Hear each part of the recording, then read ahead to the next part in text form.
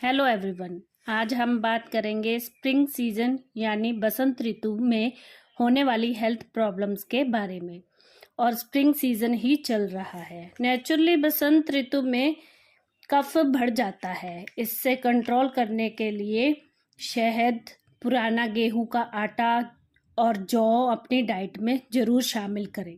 ये कफ को दूर करता है। अगर आप एक्सरसाइज नहीं करते हैं तो करना शुरू कर दीजिए। योगा और एक्सरसाइज करने से कफ ठीक होता है।